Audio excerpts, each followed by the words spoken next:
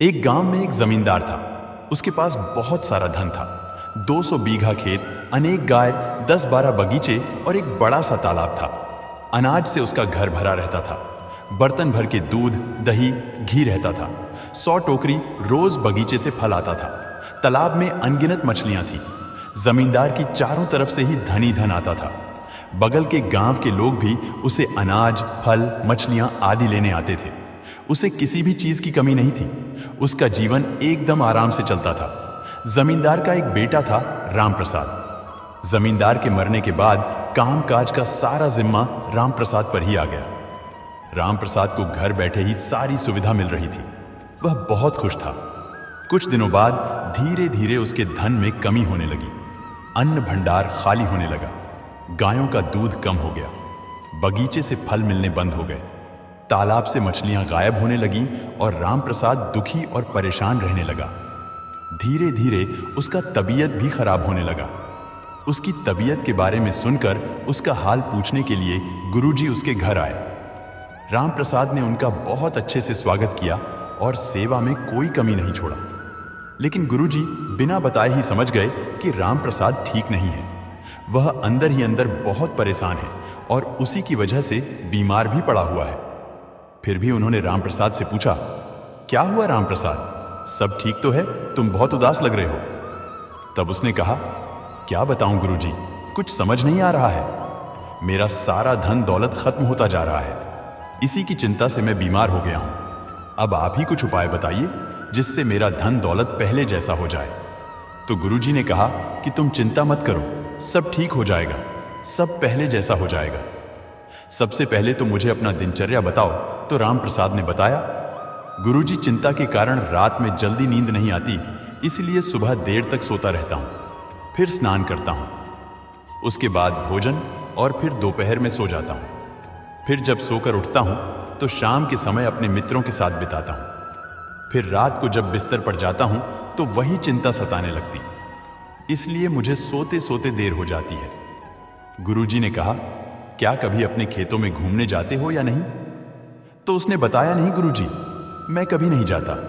मेरा सारा काम मेरे नौकर चाकर करते हैं। गुरुजी समझ गए कि अपने कारोबार का देखभाल ना करने के कारण इनकी ये बुरी हालत हुई है।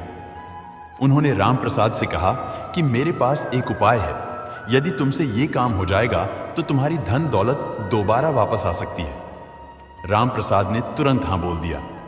फिर गुरुजी ने कहा, सप्ताह में किसी एक दिन स्वर्ग से एक बहुत सुंदर अद्भुत चिड़िया आती जो सुबह 4 बजे तुम्हारे बड़े वाले तालाब के किनारे पर बैठती।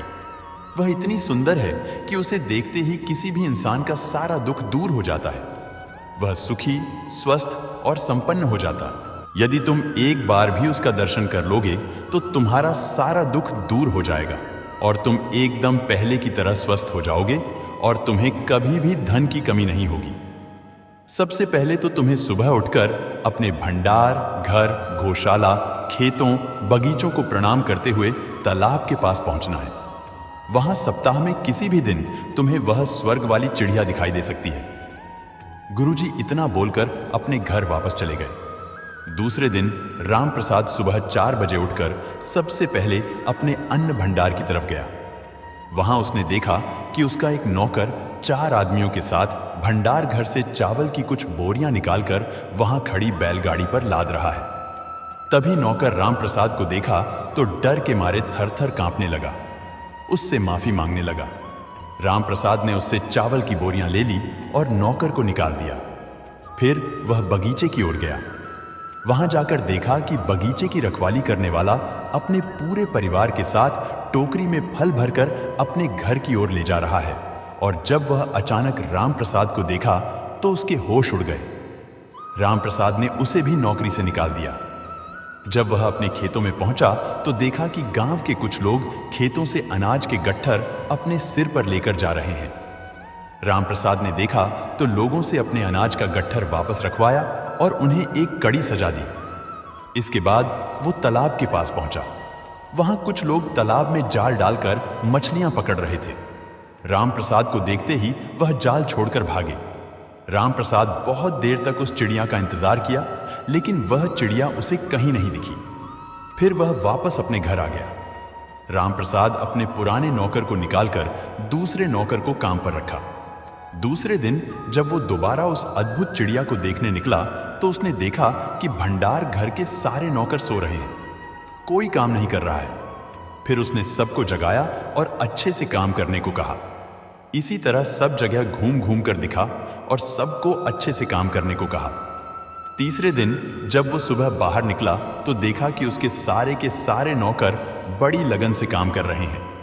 कोई नौकर आलसपन नहीं दिखा रहा है, लेकिन उस दिन भी वह अद्भुत चिड़िया दिखाई नहीं दी। अब उसके यहाँ काफी दूध, फल और अनाज होने लगा। एक हफ्ते के अंदर ही उसके घर की स्थिति में काफी सुधार हो गया। सब हरा भरा हो गया, भंडार घराना से भर गया, गाय अधिक से अधिक दूध देने लगी, खेतों में फसल लहराने लगा और तालाब में मछलियां भी दिखाई देने लगी। लेकिन अभी भी वो चिड़ियां दिखाई नहीं दी। एक दिन फिर गुरुजी रामप्रसाद के घर आए। रामप्रसाद ने खुशी खुशी उनका स्वागत किया। इस बार उसके चेहरे पर उदासी नहीं बल्कि खुशी दिख रही थी। गुरुजी ने उससे पूछा, कैसे रामप्रसाद, सब ठीक चल रहा है और स्वर्ग वाली अद्भुत चिड़ियां दिखी कि नहीं? रामप्रसाद ने गुरुजी से कहा, नहीं गुरुजी, आपके कहे अनुसार मैं रोज तालाब के पास जाता था। 7 दिन हो गए लेकिन अभी तक वह चिड़िया मुझे दिखाई नहीं दी। तब गुरुजी ने कहा, क्या तुम्हें पहले से ज्यादा अनाज, फल और दूध नहीं मिल रहे हैं? रामप्रसाद ने कहा, हाँ गुरुजी, ये तो है। ये सब चीजें मुझे पहले से अधिक मात्रा में मिलने लगी हैं और अब मुझ में कभी थकावट नहीं होती है, बल्कि पहले से ज्यादा स्फूर्ति आ गई है। पर गुरुजी, आप मुझे ये बताइए कि अभी तक मुझे उस अद्भुत चिड़िया का दर्शन क्यों नहीं हुए? क्या मैं वहां जाने में देरी कर देता हूं? तब गुरुजी ने बताया, देखो रामप्रसाद, मेहनती स्वर का अद्भुत चिड़िया है। मेहनत से हमें सुख और समृद्धि प्राप्त होती।